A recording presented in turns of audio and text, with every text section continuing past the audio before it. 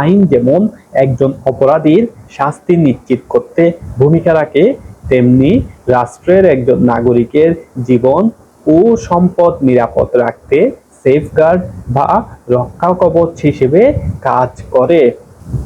রাষ্ট্রের একজন নাগরিকের দেহ বা সম্পদ আক্রান্ত হওয়ার সম্ভাবনা দেখা দিলে ঠিক ওই সময় থেকে দেহ ও সম্পদ রক্ষার ব্যক্তিগত অধিকার বা আত্মরক্ষার ব্যক্তিগত অধিকার উদ্ভব হয়।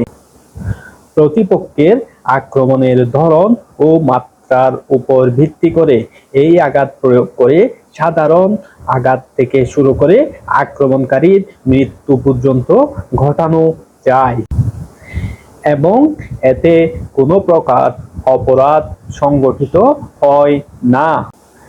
দণ্ডবিধি 1860-এর 96 ধারা বলছে, আত্মরক্ষার ক্ষেত্রে ব্যক্তিগত অধিকার প্রয়োগজনিত কোনো কার্যই অপরাধ নহে।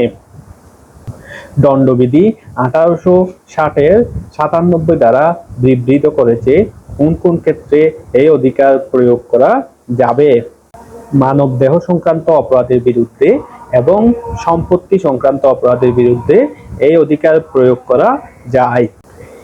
এই কোডের 99 ধারা বলছে, যে সমস্ত কার্যের বিরুদ্ধে আত্মরক্ষার ব্যক্তিগত অধিকার নেই। সরকারি কর্মকর্তা-কর্মচারীর আইনানুগ কোনো কার্যের বিরুদ্ধে আত্মরক্ষার ব্যক্তিগত অধিকার প্রযোজ্য হয় না।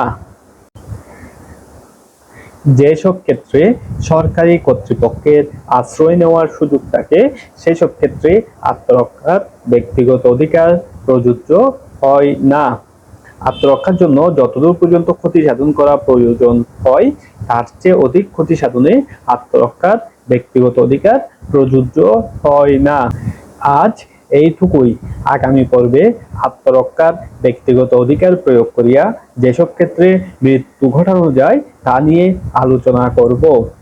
আপনারা ভালো থাকুন, সুস্থ থাকুন, আনন্দে থাকুন আর থাকুন আইন সচেতন।